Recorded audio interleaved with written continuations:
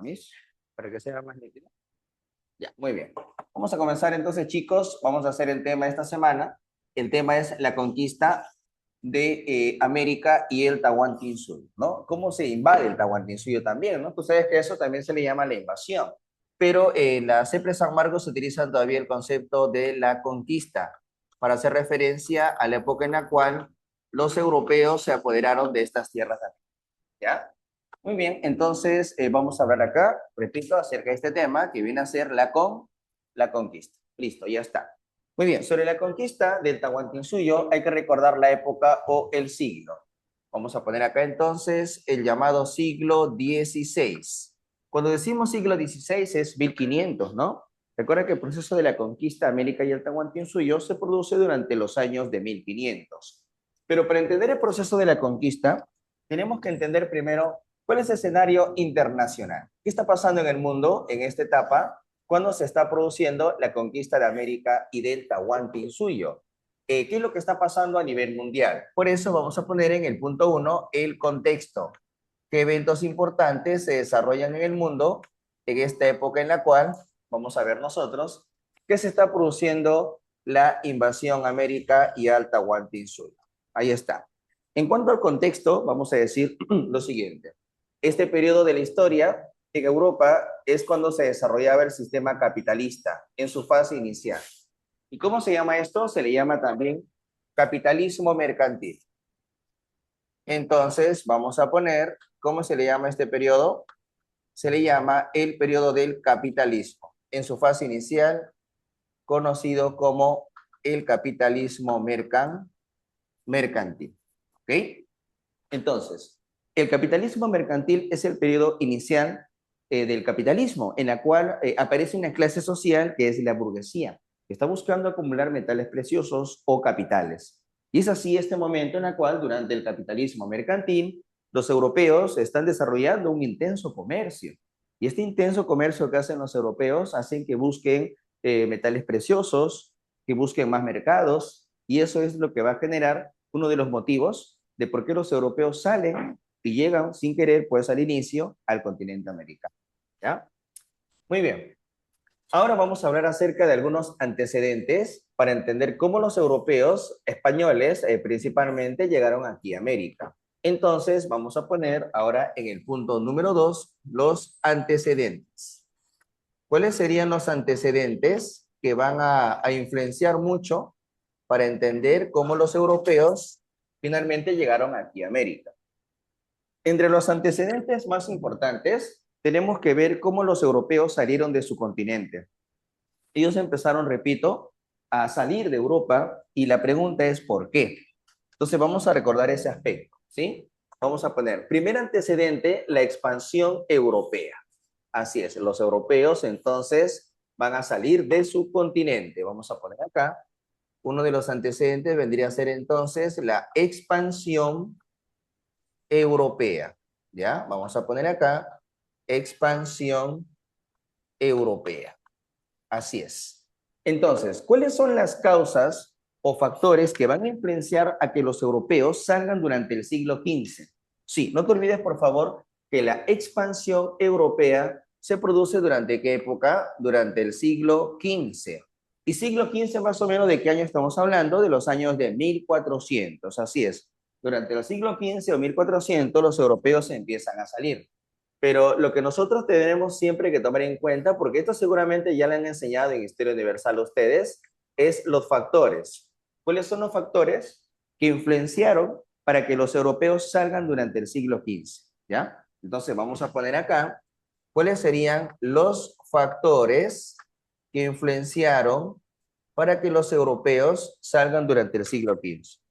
Recuerda tú que los europeos y los asiáticos tenían un intenso comercio.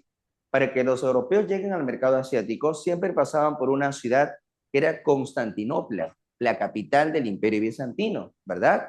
Recuerda que el Imperio Bizantino también se le conocía en la historia como la Roma de Oriente.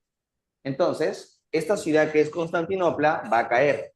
Se va a producir entonces la caída de Constantinopla en manos de los turcos otomanos, un imperio asiático, con su emperador Mohamed II, van a acabar con el Imperio Bizantino y su capital, Constantinopla.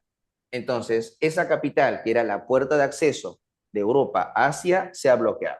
Por lo tanto, vamos a poner que uno de los factores de por qué se produce la expansión europea es por la caída de esta ciudad que tenía una gran importancia comercial, la caída de la ciudad de Constantinopla. No te olvides, por favor, que Constantinopla era la capital del Imperio Bizantino, ¿verdad? Era la puerta de acceso para que los europeos lleguen al mercado asiático. Ese es un factor muy importante. Como ha caído la ciudad comercial, esto va a provocar que los europeos tengan la necesidad de buscar rutas comerciales en otros lugares. Y eso es lo que vamos a ver acá, que la caída de Constantinopla va a generar la búsqueda. Los europeos, la burguesía europea, ahora va a estar interesada en buscar nuevas rutas. La búsqueda de nuevas rutas comerciales. ¿Hacia dónde? ¿Hacia dónde quieren llegar los europeos? Al mercado asiático, también conocido para ellos como el Oriente. Entonces los europeos quieren llegar al Oriente, al mercado asiático, principalmente a los dos grandes mercados que eran China e India. Recuerda que de China obtenían la seda y de la India obtenían especería, pimienta y comino, ¿sí? Recuerda, repito, que la caída de Constantinopla fue en el año 1453. Estamos hablando del siglo XV. Entonces, a partir de esto, los europeos salen y se van a expandir poco a poco. ¿Así es? Muy bien, entonces, estos serían los principales factores de por qué ellos salen de Europa. Hay más factores, como por ejemplo, la crisis del continente europeo en sí. Recuerda que Europa había sido afectado por constantes guerras. Hubieron muchas guerras que afectaron a Europa y de ellas, la más fuerte fue la Guerra de los 100 años. Guerra que en realidad duró 116 años entre entre Inglaterra y Francia. Así es. Entonces, entre todos los países europeos, en esta época, en el siglo XV, hay dos naciones que son las más fuertes para poder impulsar los viajes de exploración por el mar. Y estas naciones vendrían a ser España y Portugal. Claro que ambas naciones habían tenido ciertos inconvenientes porque necesitaban todavía fortalecer sus monarquías. Recuerda que en Europa existía en el aspecto político las monarquías modernas. Así es. Seguramente en Historia Universal han hablado ustedes sobre el Estado moderno. Sí, en Europa teníamos el Estado moderno, las monarquías modernas, y algunas de estas monarquías son las que impulsaron los viajes de exploración de rutas comerciales. Por lo tanto, la expansión europea se representa a través de proyectos. Vamos a poner, ahí tenemos factores de la expansión europea, pero vamos a hablar de los proyectos de la expansión europea. Sí, hay dos naciones que van a impulsar estos llamados proyectos. Entonces vamos a poner los proyectos de la expansión europea. ¿Cuáles son los dos países que van a hacer estos proyectos de expansión? Entre los dos países que van a hacer los proyectos de expansión, vamos a poner uno por acá, otro por acá. Son dos naciones las que van a hacer los proyectos. Son las naciones, digámoslo así, más fuertes en el siglo XV. Y eran la monarquía de España y la monarquía de Portugal. Por lo tanto, nosotros vamos a recordar acá que entre los proyectos que se impulsan en esta época, tenemos el proyecto de las dos naciones, ¿no? Que le estaban comentando. Tenemos el proyecto de Portugal, ahí está, el proyecto de Portugal, y el otro proyecto de expansión lo desarrolla España, ese proyecto de España. Entonces tenemos aquí, repito, dos proyectos, ¿ya? No te olvides, por favor, es el proyecto portugués y el proyecto español. Ahí está, tenemos España. Ahí está. Muy bien. Entonces, ambos proyectos son los que van a impulsar los viajes de exploración. ¿Y por qué son estos proyectos de estos dos países? Recuerda que ellos tienen algo muy importante. Estos países tienen una ubicación estratégica muy importante. Ellos están ubicados a nivel geográfico en una península, en la famosa península ibérica. Recuerda que aquí en esta península ibérica tenemos a dos naciones. Acá está España y acá está Portugal. Entonces, la ubicación geográfica de España y Portugal en una península ibérica les da cierta facilidad para tener una salida directa por el mar. Claro, porque el plan, muy bien, excelente, pero el plan es salir por el Atlántico. Entonces, como puedes ver acá, la península ibérica te da una salida directa al mar, ya sea España o Portugal, tienes una salida directa al mar, al Océano Atlántico, que era el lugar que los europeos van a empezar a explorar. Recuerda que para los europeos, salir al Atlántico era algo peligroso. Ya se contaban desde la Edad Media ciertas historias fantásticas de esas regiones, a la cual se le conocía también como el Mar Tenebroso, un lugar en el cual abundaban pues monstruos marinos medievales como cíclopes, sirenas, kraken, el pájaro rojo y etcétera, ¿no? Entonces, a pesar de eso, los dos proyectos van a empezar a avanzar, ¿no? Van a empezar a tener su rumbo. Sobre estos dos proyectos, entonces, de expansión, vamos a ver lo siguiente por acá. A ver, tenemos el proyecto español y tenemos el proyecto de Portugal. En el caso de Portugal, para poder impulsar sus viajes, es importante el rol que cumple la monarquía de Portugal, ¿no? Entonces vamos a ver acá en Portugal, tenemos un rey muy importante. ¿Cómo se llama el rey más importante que está en esta época? Se llama Enrique, conocido como el navegante. Entonces vamos a poner acá que en el caso de Portugal hay un rey muy importante que apoya estos proyectos y se llama Enrique, conocido como el navegante. Entonces vamos a poner acá que Enrique el Navegante es la persona más importante que va a impulsar sus viajes de exploración. Así es. En el caso de Enrique el Navegante, recuerda que va a ser el promotor de una escuela de navegación. Se va a crear una escuela de navegación. ¿Cómo se llama esta escuela de navegación que va a impulsar la burguesía de Portugal con Enrique el Navegante? Esta escuela de navegación se llama la Escuela Náutica de Sagres. Así es, vamos a poner acá, se le va a llamar la escuela de Sagres. Y te preguntan, ¿qué es la escuela de Sagres? Es una escuela de navegación en la cual se va a capacitar a una serie de viajeros que van a hacer sus rutas por el mar. Sí, ahí nosotros hablamos acerca de qué, de la famosa Escuela Náutica de Sagres. Y tenemos acá a tres personas que van a hacer sus viajes desde este punto. Los tres viajeros más importantes de la Escuela Náutica de Sagres, ¿quiénes son? Vamos a poner acá uno, dos y tres, ¿ya? Son tres viajeros importantes en la Escuela Náutica de Sagres. ¿Quiénes son esos tres viajeros? Uno de los viajeros se llama Bartolomé Díaz. Vamos a poner a un viajero, se llama Bartolomé Díaz. Él es un viajero. Otro viajero se llama Vasco de Gama o Vasco da Gama. Y el tercer viajero se llama Álvarez de Cabral. Álvarez de Cabral. Ahí está. Entonces tenemos acá a los tres viajeros que van a salir de la zona de la Escuela Náutica de Sagres. Uno, dos, tres. En el caso de Bartolomé Díaz, vamos a entender que cuando él viaja, ¿hasta dónde va a llegar Bartolomé Díaz? El plan de los europeos era rodear África. Es por eso que Bartolomé Díaz solo va a llegar hasta el Cabo de Buena Esperanza.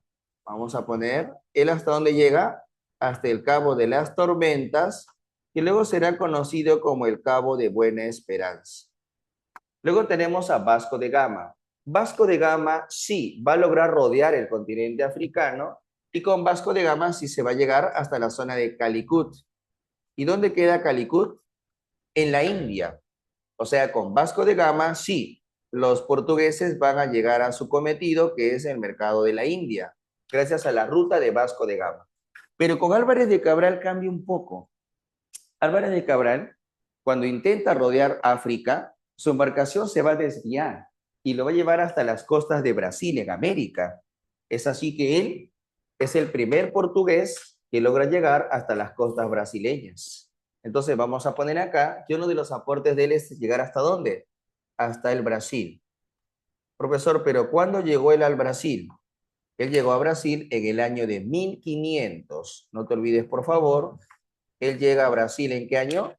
En el año 1500. Así es. Entonces, no te olvides que gracias a la llegada de Cabral a Brasil en el año 1500, los portugueses van a reclamar el derecho de apoderarse de un espacio territorial de América. Recuerda que ya más adelante España y Portugal van a firmar un tratado para repartirse América. Así es. Muy bien. Eso es en el caso de Portugal. Portugal ya tiene su ruta, rodear África. Ahora vamos a ver el caso de España. En el caso de España es un poco diferente la situación. Miren, cuando cae Constantinopla en el año 1453, no vayamos a pensar que España automáticamente va a hacer sus viajes de exploración. Todavía no. España tenía que solucionar un problema. El territorio español estaba fragmentado, dividido en diferentes reinos. Entonces, lo que tiene que hacer España primero es unificar su territorio. Es por eso que se va a producir primero la llamada unificación española. Entonces, vamos a poner que uno de los objetivos, ¿cuál es primero? El desarrollo de la unificación española. España se va a unificar. ¿Cómo se unifica España? Con los dos reinos más poderosos. España tiene varios reinos, pero los dos reinos más poderosos de España, ¿cuáles son? Son el reino de Castilla y el reino de Aragón. Así es, Castilla y Aragón vendrían a ser los reinos más poderosos que se tienen que unir. Vamos a poner el reino de Castilla y el reino de Aragón. Eran los dos reinos que al unirse en matrimonio van a lograr la unificación. En Castilla estaba la reina Isabel y en Aragón estaba el rey Fernando. Así es, Isabel y Fernando al unirse van a concretar la unificación española. Una vez que España está unificada, ahora tiene que resolver otro problema. ¿Cuál es el otro problema que tiene que resolver ahora España? Ahora el problema es expulsar a los enemigos. Recuerda que España había sido invadida por los árabes o moros. Por lo tanto, ahora está la intención de recuperar España expulsando a los moros de España. Para eso los españoles van a desarrollar una guerra. ¿Cómo se va a llamar esta guerra? Se le va a llamar la guerra de reconquista. ¿Cómo se va a llamar esta guerra? Se le va a llamar la guerra de ¿qué? De reconquista. Si te preguntan, ¿qué es la guerra de reconquista? Es la lucha que van a hacer los españoles para expulsar a los árabes. A los árabes en España se les decía moros. Recuerda por historia universal que durante la Edad Media el califato omeya de los árabes llegó por todo el norte de África e ingresó a la península ibérica. Y luego en la península ibérica los árabes establecieron un nuevo califato, el califato de Córdoba. Entonces, no olvidarse que la presencia árabe en España y en la península ibérica ya se encontraba desde la Edad Media. Por casi 800 años, los españoles veían esa amenaza. Por eso esta guerra fue para expulsar a los moros. Sí, entonces vamos a decir que la guerra de reconquista española tuvo como objetivo recuperar el territorio español de la presencia de los árabes. Es por eso que vamos a ver que se va a expulsar a los moros. El último reducto de los moros en la historia se dice que es la zona de Granada, el reino de Granada. Granada se va a convertir en el último reducto de los moros en España. ¿Ok? Ahí está. De ahí surge la famosa frase de que ya no hay moros en la costa, ya no hay enemigos en la costa, porque los españoles estaban haciendo esa expulsión. ¿Ya? Luego de ello, ahora sí, la corona española va a otorgar un permiso especial para hacer el proyecto de España, ¿no? Para hacer la búsqueda de su ruta comercial. Ese proyecto va a ser un contrato hecho por la corona española. ¿Cómo se le llaman a los contratos hechos por la corona española? A los contratos hechos por la corona se le llama capitulaciones. Y es acá donde vamos a ver que España va a elaborar ese documento, ese contrato, esa capitulación. Vamos a ver. Entonces, acá se va a firmar un documento, un contrato que se le va a llamar capitulación. ¿Qué capitulación se va a crear? Se va a crear la llamada capitulación de Santa Fe. Si te preguntan, ¿qué es la capitulación de Santa Fe? Es el contrato que establece, repito, contrato que establece, ¿qué cosa? El permiso, ¿para qué? El permiso para hacer la invasión. Capitulación de Santa Fe. Bajo ese contrato que establece el permiso para invadir, ¿quién es el que va a viajar? Es el permiso para viajar, ¿no? ¿Quién va a tener ese permiso? Cristóbal Colón. Es el permiso para que Colón haga su ruta a occidente. Colón proponía pues que la Tierra al ser redonda podía dar la vuelta a la Tierra para llegar rápido al mercado asiático, ¿verdad? Claro que sí. Y no te olvides que entre los viajes de Colón, ¿cuántos viajes hizo Colón finalmente? Colón hizo 4 viajes. Finalmente hizo 4 viajes. Y de los 4 viajes, el más importante, no olvidarse, es el primer viaje. En el primer viaje, ¿hasta dónde llegó Colón? Llegó hasta la zona de Guananí, una isla llamada Guananí, y que fue bautizada nuevamente por Colón como El Salvador. Porque si Colón, ya tú sabes, según la historia, si no encontraba esa isla, su tripulación podía acabar con su vida. ¿Y cuándo fue eso? El 12 de octubre del año 1492. Ese día, en la historia universal, es conocido como el Día del Descubrimiento de América, o también los europeos, los españoles le llaman el Día de la Hispanidad. Así es. Los españoles llaman a esto el Día de la Hispanidad. Muy bien. Con todo esto, vamos a decir que ya pues los españoles, digámoslo así, ya tienen un nuevo descubrimiento. ¿Cuál es el descubrimiento que ahora tienen los españoles? Acaban de descubrir que no están solos, que Europa desconoce la existencia de otro continente, ¿verdad? Claro, entonces, esta situación de España lo vamos a poner por acá mejor, para que se note mejor, ¿ya chicos? Entonces, ahí estábamos hablando de la península ibérica. ¿Cuál es la ventaja de la península ibérica, muchachos? La presencia de, acá España, Portugal. ¿Cuál es la importancia de la península ibérica? La salida directa, ¿no? ¿A dónde? Al océano al océano Atlántico. ¿Ya? No te olvides de eso, por favor. Muy bien. Entonces, ahora ya los españoles ya tienen su ruta. Europa más bien ahora se va a percatar que América es un nuevo continente. Y como Europa ya sabe que América es un nuevo continente, ahora los europeos van a establecerse en este nuevo continente. Por lo tanto, se va a iniciar otro proceso conocido como el establecimiento en tierra firme o establecimiento en América. Entonces vamos a poner acá que ya se va a iniciar lo que es la invasión a América. Es un antecedente, ¿no? Vamos a poner acá la invasión, ¿hacia dónde? América. La invasión a América. ¿Qué parte de América primero va a ser invadido? La zona de las Antillas, las islas del Caribe y las Antillas. Cuando ya los españoles van a empezar a invadir América, hay que recordar que se va a otorgar, ¿qué cosa? Se va a otorgar un permiso especial. Hay un permiso especial dado por la corona española para empezar a invadir América. ¿Alguien sabe cómo se llama ese permiso? A ver si lo escribes por el chat de repente. Fox, ¿qué tal? Buenos días. El permiso que hace la corona lo hace el rey Fernando. Claro, el permiso lo da el rey Fernando de Aragón, el rey de España, Fernando de Aragón, que es uno de los reyes católicos, ¿verdad? Claro, el famoso Fernando de Aragón, ¿ya? Vamos a poner acá, el permiso lo da el rey Fernando de Aragón. Fernando de Aragón da el permiso. El rey Fernando de Aragón que da el permiso, vamos a poner por acá, ahí está. El rey Fernando de Aragón que da el permiso establece un documento. ¿Cómo se llama el documento que otorgaba el permiso? Se va a llamar capitulación. ¿Qué capitulación, muchachos? De Burgos. Capitulación de Burgos. Entonces, si te preguntan, ¿cómo se llama el permiso dado por Fernando de Aragón para empezar a invadir América? La capitulación de Burgos, ¿ya? Entonces vamos a colocarlo por acá. Este documento es muy importante porque inicia el proceso de sometimiento de los pueblos nativos por parte de los españoles. La capitulación ¿de qué?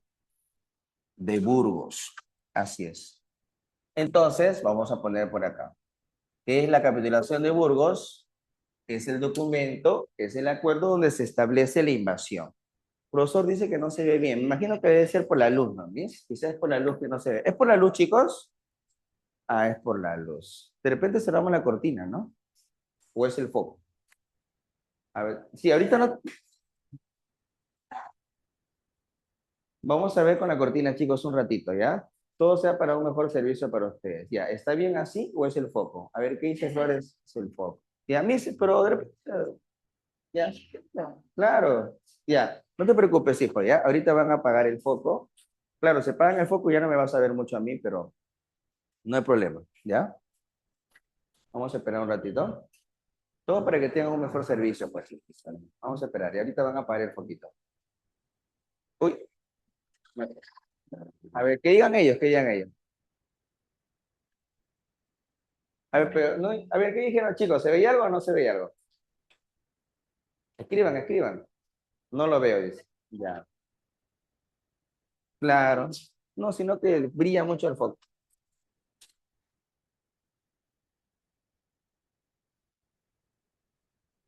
Y ahorita lo van a acomodar, chicos, ¿ya? Uy, mucho filtro.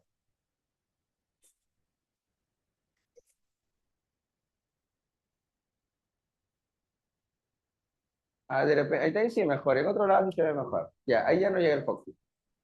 Ahí está mejor. Ya, ahí sí se ve, ¿no, chicos? Sí, ahí sí se ve, dice. Ya está, ya. Ahí se ve mejor. Ya, mis gracias. Ya sabes, chicos, ¿ya? Todo para que tengas un mejor servicio, ¿ya? Gracias, dice por ahí Daniela. Muy bien, qué bueno. A ver, ¿el cliente está satisfecho el cliente? Sí, sí está satisfecho el cliente, eso, muy bien. Muy bien, entonces vamos a continuar, ¿ya? Vamos a cerrar por acá esto. Ya.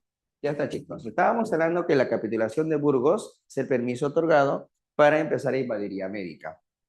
Y con esta capitulación de Burgos se va a crear un sistema político, el primer sistema político para controlar estas tierras. ¿Cómo se llama este sistema político? Se llamó el sistema de las gobernaciones. Por lo tanto, ¿qué se va a crear acá? Se va a crear el sistema de las gobernaciones.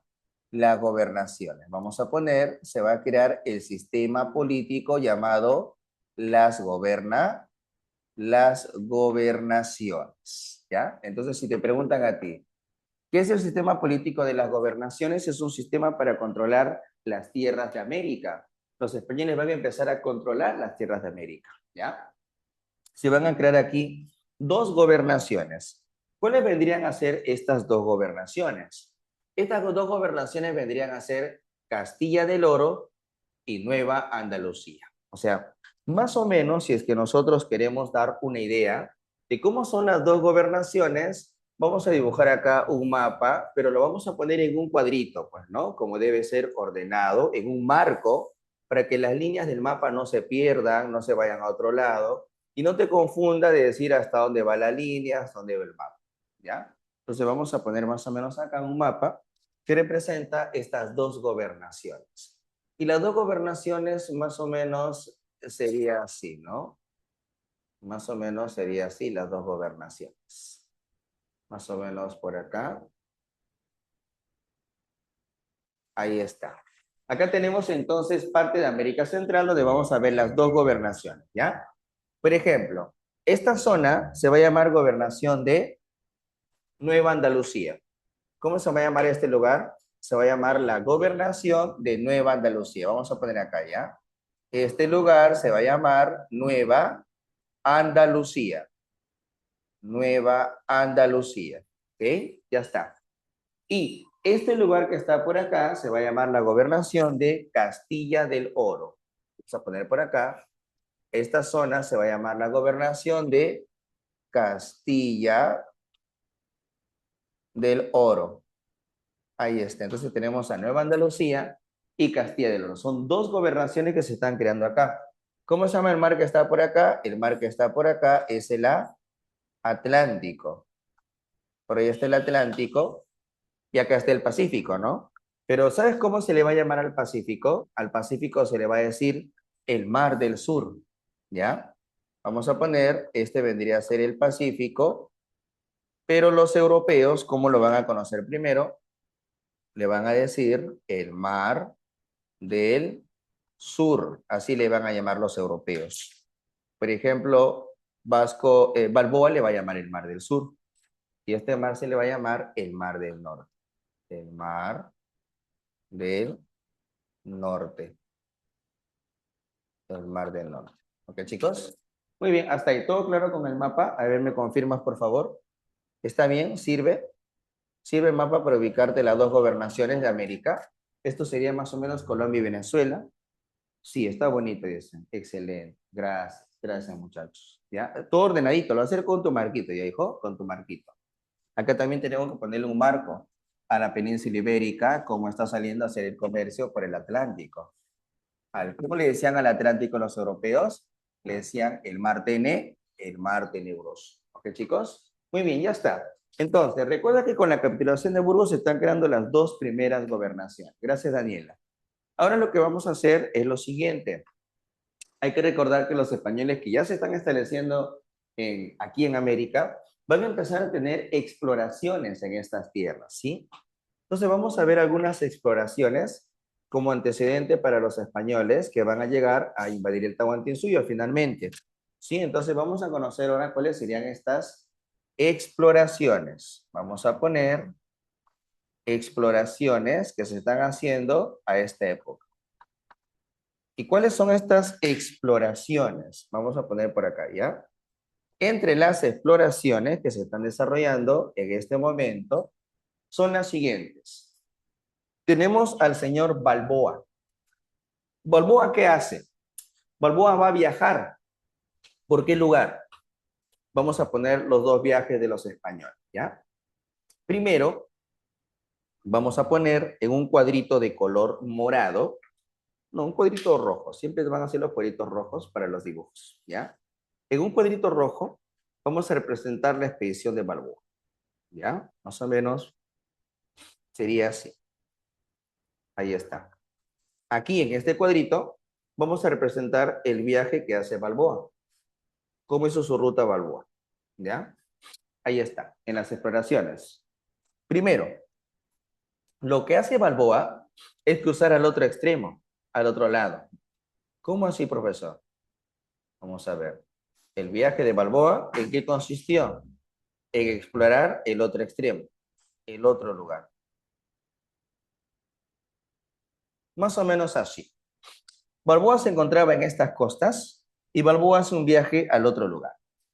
Cruza lo que vendría a ser América Central y Panamá. Eso es lo que hace Balboa. Vamos a poner el señor Balboa, Vasco Núñez de Balboa. Entre sus exploraciones se encuentran cruzar al otro lado. Ya, más o menos, ahí está, ellos cruzan al otro lado. Y cuando Balboa cruza al otro lado, descubre que hay un mar, ¿no? El Mar del Sur. Por eso se dice que Balboa es el hombre considerado como el descubridor del Mar del Sur. Claro, él le va a llamar el Mar del Sur. Y nosotros, como lo conocemos, como el Pacífico. Entonces, ese es uno de los aportes de Balboa, el descubrimiento del Mar del Sur que nosotros conocemos como el Pacífico. Así es. Entonces, eso es lo que hace Balboa. Y no solo descubre el Mar del Sur, también recibe noticias de los incas. Así es. Balboa, mientras está viajando por el sur, recibe noticias. Vamos a poner por acá. Recibe informes de los incas. Informes, informe acerca de quiénes, de los incas. Repito, recibe informes de los incas. ¿Cómo que recibe informe de los incas? Claro que sí. Hay dos nativos que le van a dar las primeras noticias. Fox pregunta, profesor, Nueva Castilla, uy, se fue la pregunta, claro. O lo borró. Lo borró. Ah, sí, borrar el mensaje. Ya. Pero, por ahí, claro, claro. Me están preguntando Nueva Castilla. No, Nueva Castilla es el Perú, ¿ah? Castilla del Oro es Costa Rica y Panamá, Nueva Andalucía es Colombia y Venezuela. ¿Ya?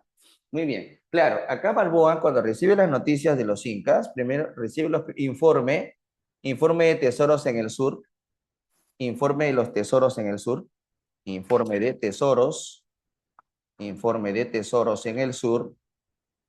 ¿Quién le da esta noticia? Esta noticia se lo da un indígena llamado Panquiaco. Hay dos indígenas, ¿ya? Hay un indígena que se llama Panquiaco, y hay otro indígena que le va a confirmar esto llamado Tumaco. Son dos indígenas que dan noticias de la existencia de tesoros en el sur. Panquiaco y Tumaco. ¿Ok, chicos? Muy bien. Pero Balboa no va a poder venir a explorar esas tierras porque le van a hacer un juicio y lo van a asesinar. Así es. ¿Quién prepara la muerte de Balboa? El gobernador de Panamá. Todos ellos salen de Panamá.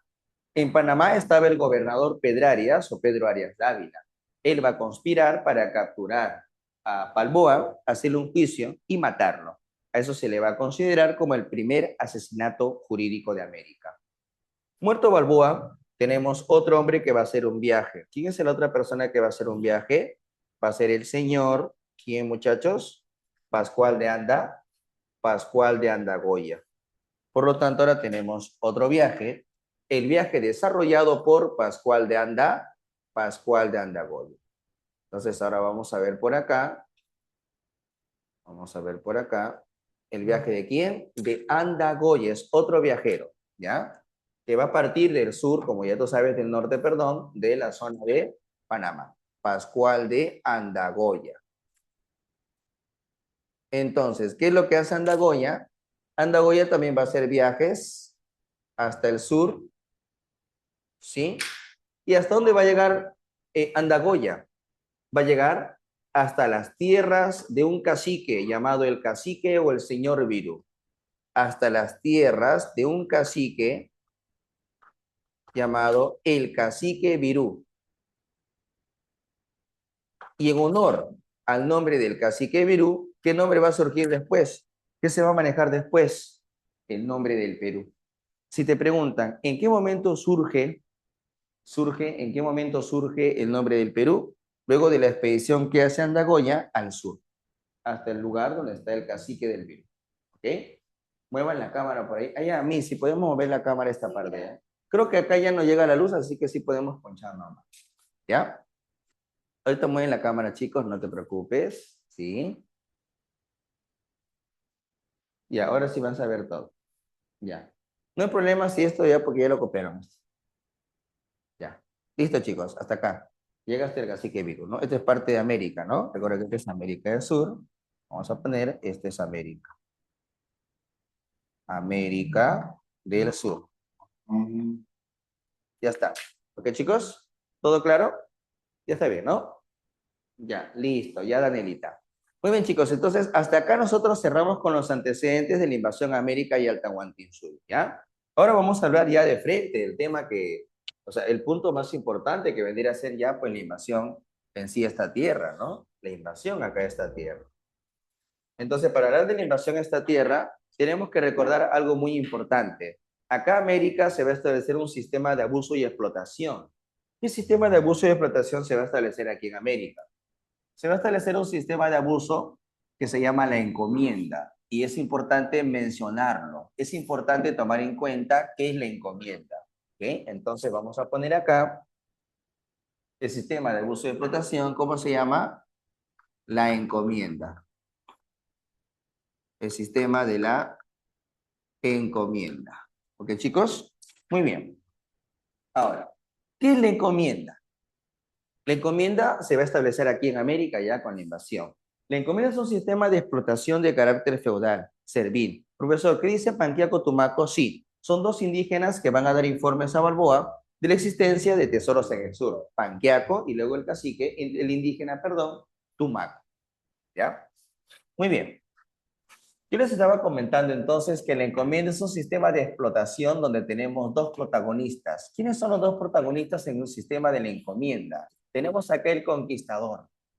El conquistador, el llamado encomendero, se le llama al conquistador, le vas a llamar el encomendero al conquistador, ¿ya? Y por otra parte tenemos al indígena, ¿ya? Entonces tenemos acá a dos representantes, el encomendero y el indio. Ahí está. ¿Quiénes tenemos? Al encomendero y a quién? Y al indio. ¿Ok, chicos? Muy bien. Entonces, ¿qué es lo que está pasando acá? Acá va a haber una relación de dependencia personal. El encomendero, ¿qué le da? ¿Qué le ofrece al indio? El encomendero al indio, ¿sabes qué le ofrece? Protección. El encomendero al indio le ofrece protección. El indio, ¿qué le ofrece al encomendero? El indio al encomendero le tiene que dar trabajo, tributo, tributo.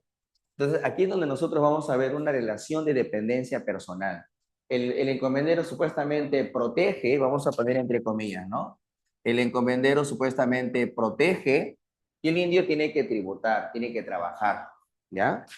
Hay que recordar que este sistema de explotación es un sistema de explotación ¿de qué característica? De carácter feudal. Es un sistema de explotación de carácter feudal, servil, de dependencia personal. Claro, el español supuestamente viene a proteger al indio de problemas, de amenazas, pero no solo lo protege, sino también le habla de una evangelización, de civilizarlo. O sea, yo te voy a civilizar, te voy a evangelizar, pero a cambio de eso tienes que tributar para mí, tienes que trabajar para mí. Ese es un sistema de dependencia personal, sistema de carácter feudal. Eso es lo que ya se está estableciendo aquí en América. Sistema de explotación social. No te olvides, por favor. Acá nosotros estamos hablando de qué? Sistema de explotación social. Es la encomienda. ¿Qué es la encomienda entonces para la historia de América? Sistema de explotación. ¿Qué tipo de explotación? Social. No te olvides, sistema de explotación social. ¿Ok, chicos? Muy bien. Listo, ya está. Acá nosotros vamos a cerrar la pizarra porque tenemos que escribir más cosas. ¿Ya? Muy bien. Ahora sí. Ya tenemos lo más importante que es entender que es una encomienda y ahora vamos a hablar del proceso de los viajes de Pizarro. El proceso ya de la invasión al Tahuantinsuyo, ¿no? La conquista o invasión, vamos a poner acá. Entonces, el punto 3 que vendría a ser el proceso. El proceso. En cuanto al proceso, vamos a decir que para poder hacer los viajes para invadir el Tahuantinsuyo, nosotros vamos a ver que tenemos una empresa. Francisco Pizarro va a crear una empresa para invadir el Tahuantinsuyo. ¿Cómo se llama esa empresa que crea Pizarro? Esa empresa se conoce como la empresa de Levante. Vamos a poner acá. ¿Cómo se llama la empresa? La empresa de Levante. Ahí está. Vamos a poner acá entonces la empresa de Levante. Si te preguntan, ¿qué es la empresa de Levante? La empresa de Levante hace referencia a qué? Hace referencia, en este caso, la empresa de Levante hace referencia a una empresa que crea Pizarro para invadir estas tierras, ¿ok? Esa es la empresa de Levante. Muy bien. ¿Le- ¿Así suena? Ya, ¿así? Wow, ya. Entonces, la empresa Levante presenta algunas características, ¿ah? ¿Cuáles son las características de la empresa Levante? Vamos a poner acá. ¿Cuál es el carácter? El carácter de la empresa de Levante. La empresa Levante tiene dos características muy importantes. ¿Cuáles son las dos características? La empresa Levante es informal y la empresa de Levante una empresa de carácter privada. Ya vamos a poner acá, la empresa tuvo el carácter de ser una empresa informal, y la empresa fue una empresa de carácter privada. ¿Qué significa empresa de carácter privada? Autofinanciada por ¿quiénes? Por los propios españoles. Ellos van a financiar los gastos que va a implicar desarrollar estos viajes. ¿Ya? Muy bien. Esta empresa de Levante, así como es autofinanciada por ellos, también tiene sus socios. ¿Quiénes son los socios de la empresa de Levante? Vamos a poner los socios. Los socios, ¿ya? Entre los socios de la empresa tenemos a un grupo de personas bastante considerable, ¿no? Tenemos primero a los tres principales. ¿Quiénes son los tres socios principales de la empresa de Levante? A ver, tú los conoces porque eso nos han enseñado a nosotros desde el colegio, ¿verdad? ¿Quiénes son los tres socios, muchachos? A ver, ¿te acuerdas? Tú sabes, ¿ah? En el colegio nos han hablado de esto. Se llaman Francisco Pizarro, Diego de Almagro y Hernando de Luque. Ahí tenemos entonces a los tres socios más importantes de la empresa. Pizarro, Almagro y Luque. ¿Qué podemos decir de Francisco Pizarro? ¿Qué título va a tener cada uno de ellos? Por ejemplo, Pizarro va a ser el capitán, el jefe de la empresa, ¿ya? El capitán, Almagro va a ser el proveedor de la empresa, el que va a encargarse de conseguir los soldados. Luque va a ser el procurador, el que va a encargarse de conseguir algo de dinero y evitar que los soldados entre ellos se peleen, ¿no? Pero aparte tenemos dos socios más, ¿no? ¿Quiénes son los otros socios que aparecen por ahí? Otros socios serían Pedro Arias Dávila y Gaspar de Espinosa. Así es. El otro socio se llama Pedrarias o Pedro Arias Dávila, Pedrarias. Y otro socio sería Gaspar de Espinosa. Entonces ellos tienen otros roles importantes, ¿no? ¿Qué roles tienen ellos? Por ejemplo, Pedrarias. ¿Cuál es el rol de Pedrarias? Él es el gobernador de la ciudad de Panamá. ¿Quién es Pedrarias? Vendría a ser el gobernador de la ciudad de Panamá. ¿Quién es Espinosa? Es el financista. Va a poner dinero para hacer los viajes. Es el financista. Pedrarias y Espinosa. Ahí está. ¿Ok, chicos? Muy bien. Entonces, aquí tenemos nosotros a los socios más importantes del proceso. Ahí están los socios. ¿Ya, chicos? Ahora, aparte de eso, vamos a ver lo siguiente, ¿ya? Ya tenemos aquí el proceso. Vamos a ver los viajes de Pizarro. ¿Cuántos viajes hizo Pizarro finalmente? A ver, ¿tú te acuerdas? ¿Cuántos viajes hizo Pizarro? 3 viajes, ¿no? Vamos a ver los viajes de Pizarro, ¿ya? Los viajes de Francisco Pizarro. Viajes. Viajes.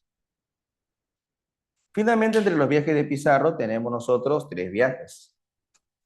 ¿Cuáles son los 3 viajes de Pizarro? A ver, el primer viaje de Pizarro, ¿cómo se llama? Vamos a poner acá. El primer viaje de Pizarro, muchachos, se llama el viaje explorador. ¿Cómo se llama el primer viaje de Pizarro? Viaje explorador. Ya, ese fue el primer viaje. El primer viaje llamado viaje explorador, ¿qué sucede? Lo que hace Pizarro es solamente llegar ¿a dónde? A las costas de Colombia. Pizarro en el primer viaje no va a conocer otros lugares más que las costas colombianas. Ahí está.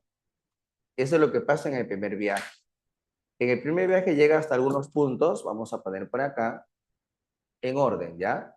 A ver, 1, 2, 3, 4, 5, ¿ya? ¿Hasta qué lugares llegó? Tenemos acá la isla de Perlas, a la isla de Perlas, Chochama, el puerto de Piñas, el puerto del Hambre, y luego llegaron hasta un puerto donde estaba el Cacique de las Piedras. El Cacique de las Piedras es un lugar donde llegaron los españoles y recibieron ataques.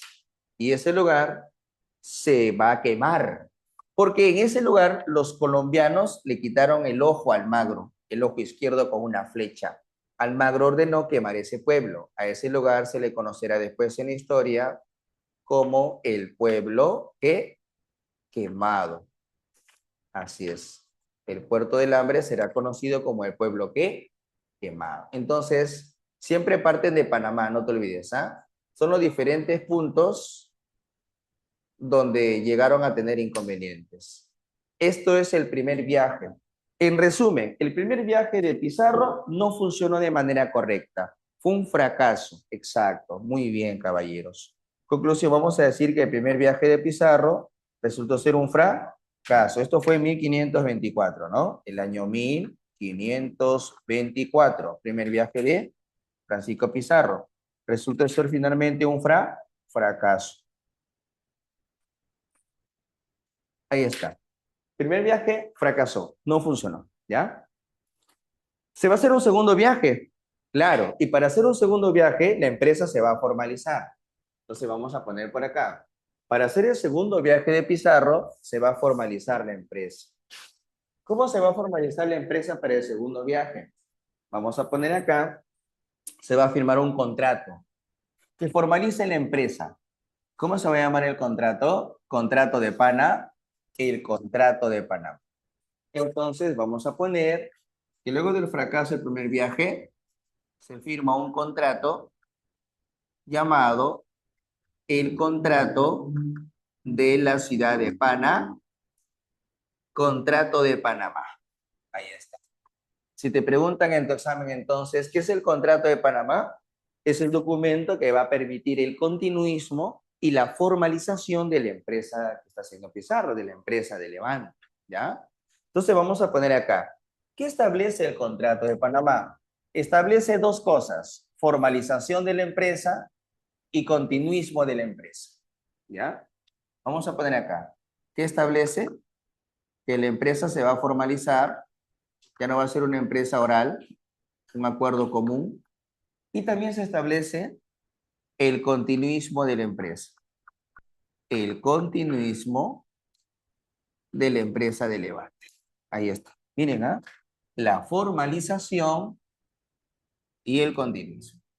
Claro, porque estaba en duda de que si iba a haber otro viaje más, pero ahora no, ahora se concreta que va a haber sí o sí el segundo viaje. Por lo tanto, ahora empezamos con el segundo viaje. Y se viene el segundo viaje de Pizarro. Ahí está. Vamos a poner el segundo viaje de Pizarro. El segundo viaje de Pizarro se llama el viaje de descubrimiento. Viaje de descubrimiento. Aunque algunos libros también le llaman el viaje del encuentro, ¿verdad? El viaje de descubrimiento, 1526, 1526. También se le llama el viaje del descubrimiento, descubriendo, dice, ¿no? El viaje de descubrimiento, vamos a poner por acá, viaje de descubrimiento, ahí está. O también, repito, se le llama el viaje del encuentro. ¿Ya? Ahí está. Fue en el año 1526. 1526. Ya está. Ya está, chicos. ¿Ok, chicos? Muy bien. Ahí está. ¿Qué más, profesor? En este viaje de descubrimiento, viaje del encuentro, ¿qué sucede? Uy, no veo los chats, ¿verdad? Ya bueno. ¿Qué pasa en este segundo viaje? En este segundo viaje vamos a ver que ocurren algunos acontecimientos muy curiosos. Vamos a poner por acá algunos eventos que ocurren en este viaje. Vamos a poner por acá, ¿ya? Primero, en este viaje vamos a ver que el piloto, Bartolomé Ruiz, que es el piloto del barco de Pizarro, Bartolomé Ruiz va a capturar en el mar una balsa de nativos. Vamos a poner acá, tenemos a Bartolomé Ruiz. Bartolomé Ruiz. ¿Qué hizo Bartolomé Ruiz? Va a capturar una balsa de nativos, ¿ya? Bartolomé Ruiz, repito, va a capturar una balsa de nativos. Vamos a poner acá, captura a unos nativos llamados los Tayanes. Se produce la captura ¿de qué? De los llamados nativos Tayanes. Los Tayanes eran unos habitantes que pertenecían a la cultura Tayán, que estaban haciendo sus rutas por las costas de Ecuador, y Bartolomé Ruiz captura a los Tayanes. Cuando captura a los Tayanes, captura a un indígena muy conocido en la historia, que va a servir de intérprete y traductor oficial. ¿Cómo se llama este indígena? Se llama Felipillo. Felipillo. O sea, que es donde se habla de la captura de quién? Del indio Felipillo, que va a servir como uno de los grandes intérpretes en el proceso de los viajes de Pizarro, ¿ya? Luego de eso también vamos a ver que se va a producir un incidente en una isla. En el segundo viaje se produce el famoso incidente del gallo. ¿A qué se le llama el incidente del gallo? El incidente que se produce producto de qué? De que hay españoles que no quieren continuar con Pizarro. A ese problema se le llama el incidente de la isla del gallo. Profesor, ¿qué son los tayanes? No lo noté. No te preocupes, Fátima. Los tayanes eran una cultura dominada por los incas por un tiempo. Los tayanes, que hacían un comercio en estas costas con balsas, fueron capturados por el piloto Bartolomé Ruiz. Muy bien. Y luego se va a producir el incidente del gallo. El incidente del gallo. También se llama el incidente de los 13 del gallo, porque son 13 españoles que deciden continuar el viaje con Pizarro, porque recuerda que hay españoles que no quieren viajar, ¿no? Entonces Pizarro sacó su espada en la arena y trazó una raya en la arena. ¡Suá!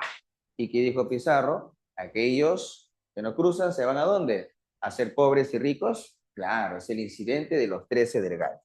Ok, chicos, entonces no te olvides, por favor.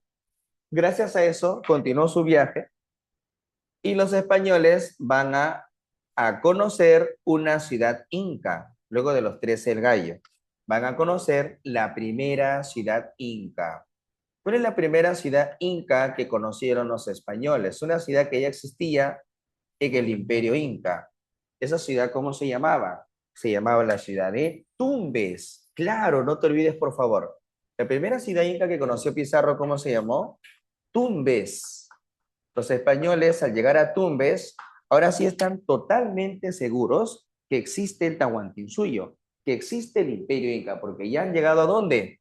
A Tumbes. Entonces, repito, la llegada a Tumbes confirma la existencia del Tahuantinsuyo, ¿ok?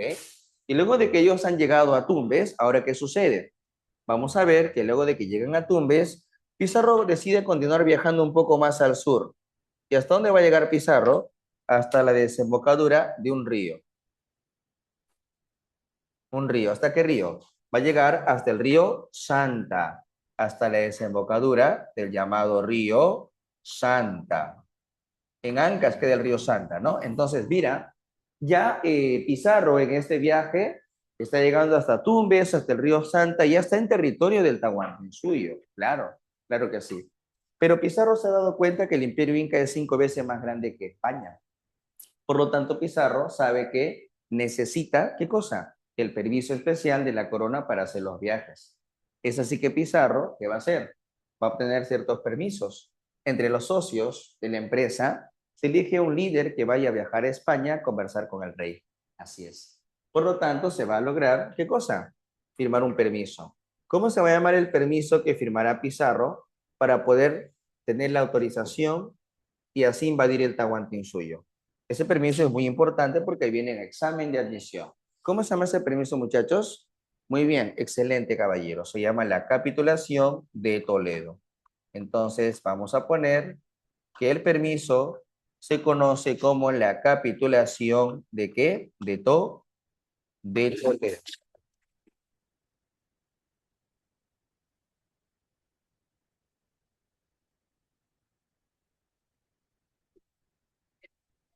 Casi se me escapa una palabra. Disculpen, chicos, ¿ah?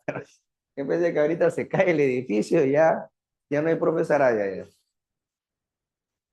Casi, casi, chicos. Ya. Pero si es normal, ¿no? Ya, muy bien, chicos. Capitulación de Toledo. Entonces, si te preguntan por acá, ¿quién es la capitulación de Toledo? Es el permiso para invadir el Tahuantinsuyo. ¿Quiénes lo firmaron? Vamos a poner acá Francisco Pizarro. Pizarro va a viajar para hacer la firma. Recuerda que en España, ¿quién era rey de España? Carlos y su esposa era Isabel de Portugal. El rey de España era Carlos I, o también llamado Carlos V, ¿no? Recuerda que también le decían Carlos V, es la misma persona, ¿ya? Y su esposa era la reina Isabel, Isabel de Portugal, Isabel de Portugal, ¿ya? Muy bien, entonces el acuerdo es así, este es el acuerdo, ¿ya? En ese permiso, muchachos, ¿qué sucede? Se da la autorización para invadir el Tahuantinsuyo. Claro. Y no solo se da la autorización para invadir el Tahuantinsuyo, sino que también se establecen algunas cosas. ¿Qué establece la capitulación de Toledo? Vamos a poner acá cosas que establece la capitulación. Cosas que no puedes olvidarte, ¿ya? Cosas que establece la capitulación. ¿Qué establece la capitulación? Bueno, entre los elementos que establece la capitulación tenemos el permiso para la invasión, permiso de invasión, permiso de conquista, permiso para la invasión, permiso para la invasión. ¿Ok? Muy bien. ¿Qué más, profesor? Aparte del permiso para la invasión, también se establece, por ejemplo, crear un sistema político nuevo. En esos instantes, en paralelo, ¿qué se estaba dando la guerra civil, no? Estimado Fox, La guerra civil entre Huáscar y Atahualpa, sí, claro, eso sí. La guerra civil de Huáscar y Atahualpa, sí, eso es correcto. Y ahorita lo vamos a decir, ¿ya? Permiso para la invasión y también se establece la creación de una gobernación. Claro, si es que no va a haber imperio inca, ¿qué se va a crear en el Perú? Se va a crear una gobernación. Se va a crear la gobernación de Nueva Castilla. ¿Cómo se va a llamar ahora el Perú? Gobernación de Nueva Castilla, siendo gobernador Pizarro. Pizarro sería gobernador de la gobernación de Nueva Castilla. ¿Qué más se establece? También se establece la entrega de mercedes reales y encomiendas. Se le van a entregar a los españoles mercedes reales y encomiendas. ¿Qué se le establece la entrega de qué? De mercedes y encomiendas. ¿Qué más se establece? Un impuesto aplicado a los tesoros encontrados. Se establece el impuesto de quinto real. ¿A qué se aplica el quinto real? Tesoros encontrados. Quinto real a tesoros encontrados en América. Tesoros encontrados en América. ¿Ok, chicos? Muy bien, listo, ya está. Todo eso es lo que establece la capitulación de Toledo. Pizarro sería gobernador y adelantado. Eso también es importante, ¿ah? Pizarro, ¿qué beneficio tendría? Pizarro sería gobernador y adelantado. Vamos a poner acá. ¿Qué sería Pizarro? Sería gobernador y ¿qué más? Y adelantado. Aunque recuerda que este título de adelantado, Pizarro va a renunciar por reclamo de Almagro. Pizarro va a renunciar al título de adelantado. ¿Por pedido de qué? De Almagro, porque Almagro solo se estaba quedando con con la gobernación de Tumbes, la ciudad que ya habían conocido los españoles. Tumbes, ¿no? Entonces, lógicamente, esto no se iba a permitir. Por eso es que Almagro reclama un poco acerca de esto. ¿Ya? Muy bien, con todo este permiso, ahora sí, la corona española interviene, la empresa ya no será privada, ahora la empresa va a ser una empresa estatal. Vamos a poner acá, esto que es muy importante mencionar, que la empresa de Pizarro ahora va a ser una empresa de tipo estatal. Entonces, esto sí tenemos que mencionar, la empresa cambia de ser una empresa privada a ser una empresa estatal. Será una empresa de tipo estatal, ¿no? Porque ya participa la corona española. ¿Ok, chicos? Muy bien. Ahora sí, vamos a ver el tercer viaje de Pizarro. Pero en el tercer viaje de Pizarro, vamos a poner cuáles son las causas que van a facilitar la caída del Imperio Inca. Eso es importante saber. Causas que van a facilitar la caída del Tahuantinsuyo. Eso es importante tomar en cuenta, ¿ya? Porque esto viene bastante en examen de admisión. Por lo tanto, vamos a colocar por acá, repito, cuáles serán las causas que van a facilitar la caída del Tahuantinsuyo. Sí, vamos a poner por acá causas que, ¿qué ponemos acá? Causas que facilitan, ¿qué facilitan? La caída del Tahuantinsuyo, ¿ya? Causas que facilitan, causas que facilitan la caída del Tahuantinsuyo. Causas que facilitan la caída del Tahuantinsuyo. ¿Cuáles son estas causas que facilitan la caída del Tahuantinsuyo? Primera causa, ¿cómo se encontraba el imperio? En una fuerte crisis, en una guerra sí, en una guerra civil. Exacto, claro, ya tú sabes, ¿no? Muy bien, entonces, ¿una causa cuál es? Guerra civil. Guerra civil. Vamos a poner acá. Había una fuerte guerra civil, guerra interna, guerra civil. Profesor, pero ¿quiénes están peleando en la guerra civil? Vamos a ver, ¿ya? En la guerra civil se pelean primero los dos hermanos. A ver, primero se pelean hermanos en la guerra civil. Mira, mira. Uno, dos y tres. ¿Quiénes se están peleando primero? Primero se pelean hermanos. Hermanos. Luego se pelean dinastías, dinastías. Y también se pelean panacas, panacas. Entonces, mira, se están peleando hermanos, dinastías y panacas. Hermanos, ¿qué hermanos se están peleando? Huáscar, ¿contra quién? Contra Atahualpa. Huáscar se pelea contra Atahualpa. Pero recuerda que cada inca va a elegir una dinastía que lo respalde, que lo apoye. Por ejemplo, Huáscar, ¿con qué dinastía se va a apoyar? Huáscar va a estar con la dinastía de los Urín, que van a querer recuperar su poder. Mientras que Atahualpa va a estar con los Hanna, los incas que van a mantener todavía el gobierno, los Hanna. Pero también hay panacas. Recuerda que la guerra también va a ser una guerra por panacas. ¿Cuáles son las panacas que están luchando? Huáscar va a unirse con la panaca de Tupac Yupanqui, Tupac Yupanqui. Mientras que Atahualpa se va a unir con la panaca de Pachacútec, la panaca de Pachacútec. Entonces acá tenemos, muchachos, la famosa guerra de panacas. Esa es la caída del Imperio Inca, la guerra de hermanos, de dinastías y guerra de panacas. Sumado a eso, esa es la guerra civil, ¿no?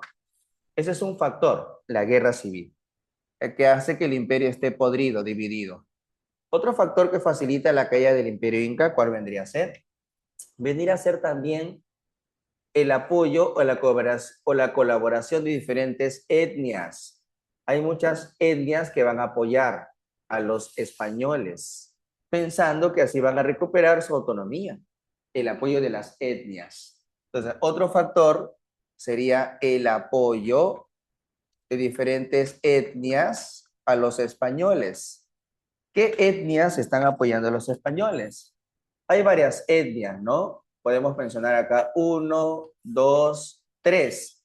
Tres etnias importantes que apoyaron a los españoles. ¿Cuáles son? Uno, dos, tres. ¿Cuáles vendrían a ser? Por ejemplo, los huancas, que son uno de los más importantes. Los huancas, los cañaris, que son otros importantes. Los tarma, los tarmas, que son también importantes, ¿no? Son ejemplos de las etnias que van a colaborar pensando que van a recuperar su autonomía política. Falso. Y también otro factor importante serían enfermedades que diezmaron a la población, epidemias. Las epidemias también afectaron a la población. Epidemias. Vamos a hablar de las epidemias que fueron un golpe muy duro para los indígenas. ¿Qué epidemias, profesor? Tres epidemias. Uno, dos y tres. Las epidemias que más devastó a la población vendrían a ser, tú sabes, ¿no? Gripe, ¿qué más? Viruela,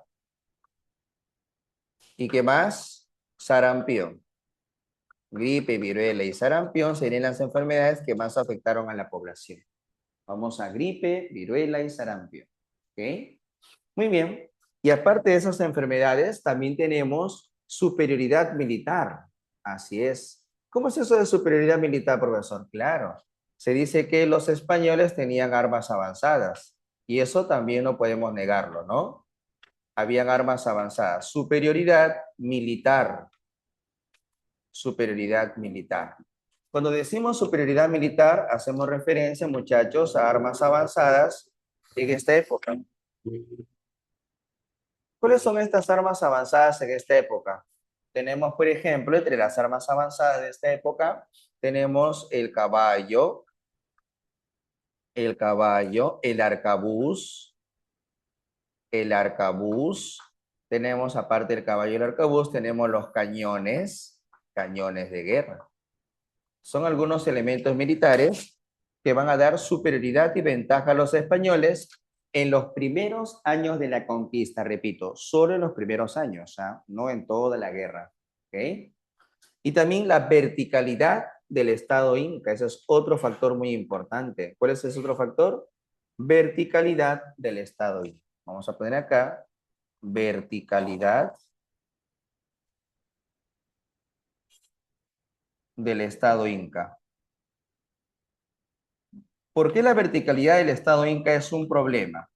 Porque cuando el Inca fue capturado, el ejército no podía decidir por su cuenta si recuperar o rescatar al Inca o no, porque había esa verticalidad. Solo el Inca es el que tomaba las decisiones.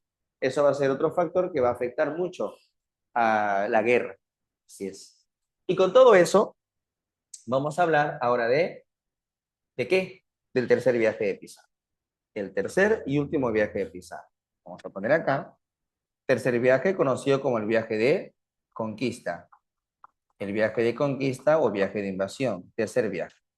Sobre el tercer viaje de Pizarro, que es el viaje de conquista o invasión, vamos a ver algunos eventos importantes. Primer evento, llegada a Tumbes. Cuando Pizarro llega a Tumbes, se entera que el Imperio Inca está en una guerra civil. Así es. Luego, ¿qué sucede? Los españoles van a fundar una ciudad, la primera ciudad fundada en el Perú. ¿Cuál fue la primera ciudad fundada en el Perú? La primera ciudad fundada en el Perú, ¿cuál es? Se funda San Miguel. San Miguel de Piura, o también se llama San Miguel de Tangarará. ¿Qué se va a fundar, muchachos? San Miguel de Piura o San Miguel de Tangarará. ¿Qué es San Miguel de Tangarará? Es, vamos a poner por acá, la primera ciudad fundada por los españoles en 1532. San Miguel de Tangarará, repito, es San Miguel de Piura. ¿San Miguel de qué? De Piura. Ya está. ¿Ok? ¿Qué más pasó, profesor, en esta época? También en este periodo, aparte que se funda San Miguel de Piura, vamos a ver también durante este periodo otro aspecto muy importante. Vamos a poner por acá que, ¿por qué es importante fundar una ciudad? Eso es lo que tienes que tomar en cuenta para tu examen. ¿Por qué para los españoles es importante la fundación de una ciudad? Porque una ciudad sirve como punto de partida para hacer exploraciones. La ciudad se convertía en una base militar. La ciudad también servía ¿para qué? Para difundir la cultura occidental, para difundir el cristianismo. Es un punto de difusión cultural, las ciudades españolas. ¿Ok? Y luego de eso se produce la llegada a Cajamarca. Pizarro llega a Cajamarca. Vamos a poner acá la llegada de los españoles a Cajamarca, donde se encontraba el Inca Atahualpa, ¿verdad? Claro que sí.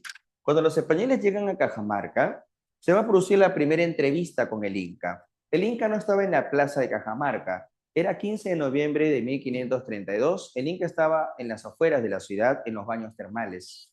Dos españoles van a ir a entrevistarse por primera vez con el Inca, Hernando de Soto y el hermano de Pizarro, Hernando Pizarro. Juntos van, conversan con el Inca Atahualpa y le solicitan que el Inca, por favor, se acerque a la Plaza de Cajamarca y se reúna con Pizarro, el líder de todos.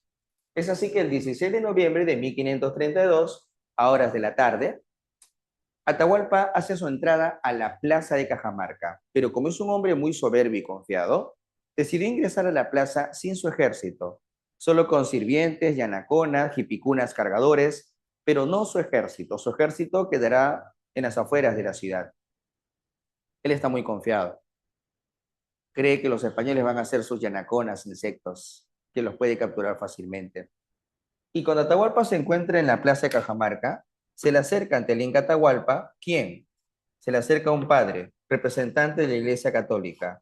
Se le acerca el dominico Valverde, Vicente Valverde. Valverde es un miembro de la orden religiosa de los dominicos. Recuerda que la orden dominica fue la primera orden religiosa que llegó a Perú. ¿Ok? Y Valverde se acerca al Inca Atahualpa. Y cuando se acerca Valverde al Inca Atahualpa, que estaba en su litera siendo cargado, Valverde le entrega a Atahualpa la Biblia.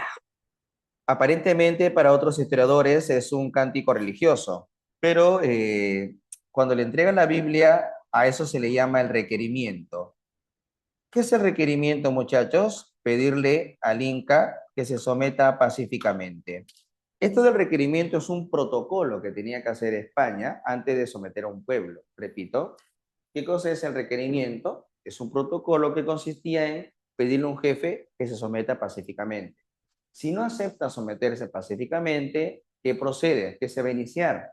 La guerra. Si tú no aceptas rendirte a mi Dios, Se justifica la guerra. La guerra que te voy a hacer será una guerra justa. Se justifica la guerra. Así es, no te olvides, ¿ok? Entonces, el requerimiento no implicaba pues que las ambas partes van a aceptar una guerra. Solamente los españoles aceptan declarar la guerra, ¿ya? Como Atahualpa no aceptó el requerimiento, ¿qué sucede? Como no acepta el requerimiento, ¿qué procede? Guerra. ¿Qué van a hacer con el Inca Atahualpa? Lo capturan. Así es. Se produce la captura y juicio del Inca Atahualpa. Captura y juicio. Captura. Él ofrece por su libertad, por su rescate, 2 cuartos de plata y 1 de oro. Y finalmente lo matan al Inca. Porque había un miedo de que Atahualpa, al ser liberado, se junte con su ejército que estaba en las afueras y así hagan una guerra total. ¿De qué lo acusaron al Inca?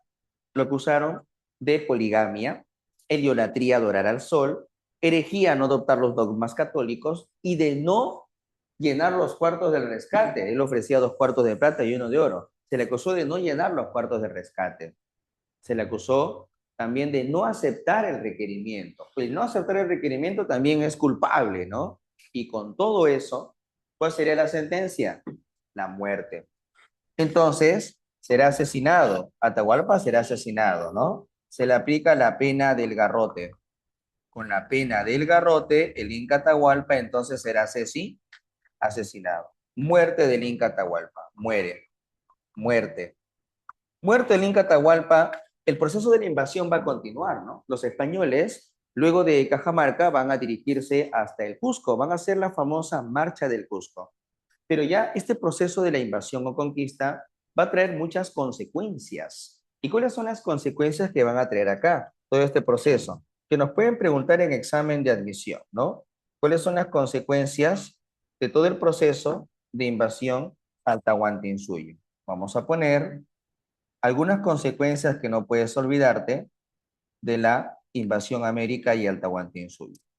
Entre una de las consecuencias podemos decir que cambian las formas de poder. Ahora España controla estas tierras. Entonces vamos a poner acá nuevas formas de dominio político. Nuevas formas de dominio político. Nuevas formas de dominio. Acabamos con nuestra época de país autónomo. Así es. ¿Qué más? Otra consecuencia, ¿cuál será? Aparte de las nuevas formas de dominio, otra consecuencia sería el proceso de fuerte mestizaje. Vamos a mezclarnos entre todos. Otra consecuencia, ¿cuál será? La fuerte caída demográfica. Miles de indígenas van a morir a gran escala. Por eso hablamos de fuerte caída demográfica. Así es, esto es lo que va a pasar. No te olvides, ¿eh? La fuerte caída demográfica en esta época. ¿Ok, chicos? Miles de indígenas van a morir, son las primeras causas, mueren por las enfermedades, por las guerras y por el trabajo en las encomiendas. ¿Sí? ¿Hasta ahí todo claro, muchachos? A ver, confírmame. ¿Qué tal? ¿Está ordenado tu pizarra? ¿Está ordenadita, chicos? ¿Te parece correcto? ¿Qué dicen los chicos? No. Sí, más o menos. Ya, muy bien. Entonces, ahora lo que vamos a hacer, gracias chicos, vamos a responder las preguntas de tu material. Acá tienes toda la información suficiente y necesaria para, para que respondas las preguntas de tu material. ¿Ya, chicos? Entonces, ahorita vamos a marcar las claves de tu material. Te voy a dar unos 10 minutitos. ¿Qué marcarías, hijo? Ya. La B. La B. Muy bien, ¿qué tal Miguel Ángel? ¿Qué tal Miguel Ángel? ¿Cómo La está, B. profe? ¿Cómo le va? ¿Bien? Listo. No te escucho mucho, Miguel Ángel. Seguramente ¿Cómo el le audio no va, está profe? activado, ¿Le pero va ya no bien? importa, no te preocupes. Ahí ya te veo, ahí te veo. Así. Dos. Pregunta dos. ¿Fue el documento que formalizó la conquista del Tahuantinsuyo y estableció la creación de la gobernación de Nueva Castilla? ¿Cuándo se formaliza la conquista o invasión y se estableció la gobernación de Nueva Castilla y la capitulación de Toledo? Sería dos, C de casa. Muy bien. Pregunta tres. Era la fórmula del, la que siempre usaban los conquistadores españoles pretendiendo intimidar la rendición y evitar el derramamiento de sangre. ¿De qué estamos hablando? ¿Cómo se llama ese Requerimiento. proceso? El requerí. Acá está, ¿ves? El requerimiento. Pregunta 4. Una de las causas que facilitó la caída del Tahuantinsuyo, ¿cuál fue? ¿Cuál es una de las causas que facilita la caída del Tahuantinsuyo? ¿Cuál es? Sería las enfermedades traídas por los españoles como la gripe, viruela y sarampión. Causas que facilitan, para acá sabes, causas que facilitan la caída del Tahuantinsuyo, ¿ya? Punto 4, ya está. Punto 5, una de las consecuencias sociales del proceso de la conquista del Tahuantinsuyo, ¿cuál sería? Dilo.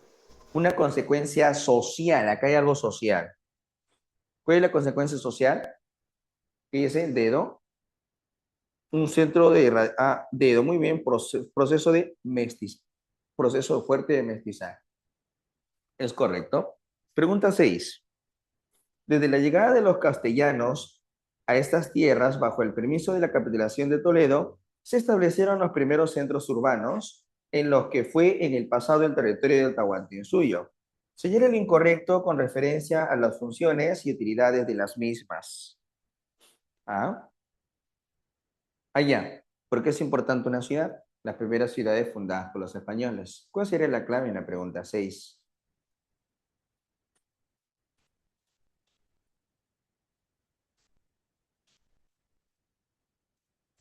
¿Cuál será la clave en la 6? Señale lo incorrecto, pero lo incorrecto. Foco de sincretismo religioso y tolerancia étnica. Muy bien, incorrecto, 6 enanos. Punto 7. La encomienda es un grupo de indígenas a cargo de un español. Fueron entregados como premio por su lucha contra los incas en defensa de la corona. El encomendero tenía la obligación de evangelizar a su encomienda, a cambio cobraría el tributo que los indígenas le pagarían. La encomienda en el Perú fue implantada ¿por quién? Por Francisco Pizarro en 1532 con la fundación de la ciudad de Piura. Exacto. ¿Cuál es la clave? 7, la clave C de casa. Piura. Muy bien. Vamos con la pregunta 8. Entre las diferentes causas de la caída del Estado Inca, podemos mencionar una de carácter político. ¿Cuál sería una causa de carácter político? Una causa de carácter político. ¿Qué dice acá? Verticalidad del Estado. Claro, cuando el Inca fue capturado, no había iniciativa para dirigir un ataque. Muy bien. 8 dedos. 9. La facilidad para la conquista hispana del Tahuantinsuyo se le atribuye a los siguientes factores intervinientes. ¿Cuál es un factor que influye a la caída del Tahuantinsuyo fácilmente? El apoyo a la colaboración de diferentes etnias. Sería 9 dedo. 10. De manera no intencional, la viruela fue traída durante el proceso de la conquista y la colonización de América. Esta epidemia provocó una gran baja demográfica por ser una enfermedad desconocida en las nuevas tierras. Duró varios milenios y solo se radicó del mundo hace relativamente pocos años. El texto presentado es parte de la obra del médico Pelayo Correa y con ella podemos afirmar que la viruela fue un factor en el proceso de conquista. Ayudó a debilitar a los indígenas. Sería 10 enano. 11. 11. ¿Qué marcarías en la 11? 11 sería enano. 12. Una consecuencia de la invasión. Podemos mencionar muchas consecuencias de la invasión. El comercio se desarrolla y se consolida el Atlántico. En el Perú se termina la autonomía cultural. Gran vacío demográfico, mestizaje biológico, cambios patógenos, fortalecimiento del poder feudal en Castilla. No, más bien se va a alimentar el capitalismo mercantil de España. 12 enano. 13 beso. 14 beso y 15 casa. Vamos con la tarea, ejercicios de la casa. 1, B de beso. 2, E de enano. 3, C de casa. 4, B de beso. 5, B de beso. 6, P de beso. 7, A de avión. 8, P de beso. 9, C de casa. Y 10, D de dedo. ¿Cuál sería la clave en la 10? D de dedo. ¿Ok, chicos? Muy bien. Eso sería todo. Hasta ahí, ya sabes, copia todo, apóyate con el material y también la teoría de la CEPRE San Marcos, que de repente lo tienes, igual si le va a compartir a ustedes también con la mesa. ¿Ok, chicos? Gracias por su bonita clase, profe, y por el material. Gracias, amigo Miguel Ángel, cuídate mucho. Gracias, Kitsia. Gracias, Jacqueline, cuídate mucho. Gracias a todos los chicos que ahí se conectan y valoran nuestras clases aquí en Aula 20 de tu profesor Cristian Sarabia. Gracias, Esmeralda. Cuídense mucho, ¿ya? Nos vemos en una ocasión. Gracias, Daniela. Éxitos para ti, para todos ustedes. La siguiente semana